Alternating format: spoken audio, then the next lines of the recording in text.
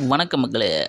Big Boss season 9 Bigg Boss season 9 என்பது ஒரு நிகழ்ச்சி அல்ல. அது ஒரு குப்பைகளின் குடோன் அப்படின்னு நான் சொல்லலைங்க. பிரபல சீரியல் நடிகை லக்ஷ்மி இருக்காங்கல்ல, அவங்க சொல்லியிருக்காங்க. அவங்க என்ன சொல்லியிருக்காங்கன்னா, இந்த நிகழ்ச்சி மக்களுக்கு தேவை கிடையாது.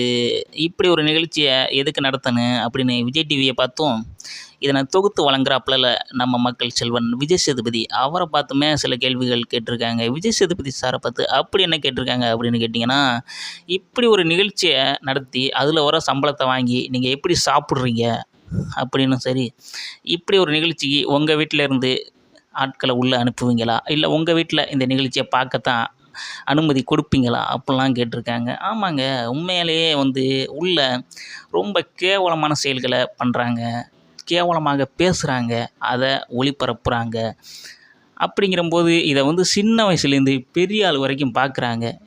அது நமக்கு எப்படி ஒரு கேவலமான ஒரு உளவியலை உண்மையிலே நான் நிறையா பேரை பார்க்குறேன். இதை ஒரு நிகழ்ச்சியாகவே பார்க்க மாட்றாங்க. ரொம்ப பர்சனலாக எடுத்துக்கிட்டு, ரொம்ப அந்த எப்படி சொல்கிறது, யூடியூப்லேயே நிறையா பேர் லைவ் வச்சு பேசுகிறாங்கல்ல, அதிலலாம் இதை ஒரு பர்சனலாகவே எடுத்துக்கிறாங்க. பர்சனலாக எடுத்துக்கிட்டு அவங்க ரொம்ப டென்ஷன் ஆகுறாங்க.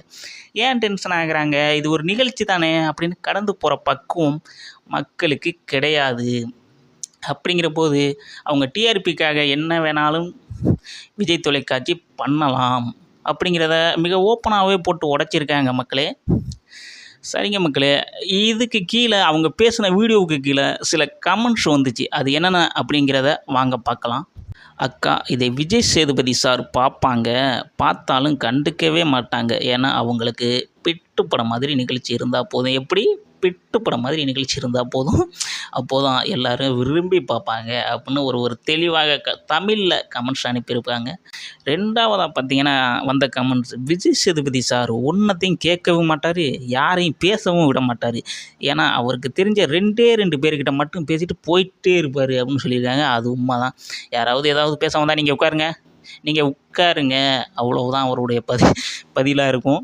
மூணாவதாக வந்த விஷயம் பார்த்திங்கன்னா, சரியாக பேசுகிறீங்க மேடம், முதல்ல பிக் பாஸ் ஷோவை நிறுத்தணும் அப்படின்னு சொல்லியிருக்காங்க. எனக்கு தெரிஞ்சு இவ்வளோ ஒரு கேவலமான நிகழ்ச்சி தேவை கிடையாது.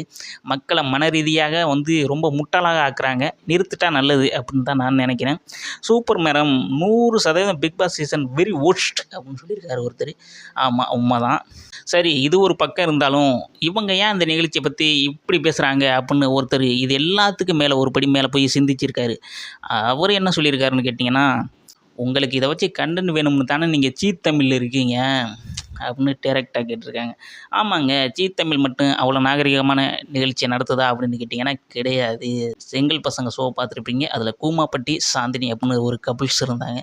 ரொம்ப அது அவங்க மட்டும் குறிப்பிட்டு சொல்ல முடியாது. அதில் வந்த கண்டஸ்டன்ட் எல்லாருமே அப்படி தான் நடந்துக்கிட்டாங்க. உள்ள அந்த ஷோவில் பண்ணக்கூடாத விஷயங்களை, அது இருந்தாலும் அது ஒரு பர்ஃபார்மன்ஸ் தான். இருந்தாலும் அந்த பர்ஃபார்மன்ஸ் ரொம்ப தவறான முறையில் வெளில காட்டினாங்க.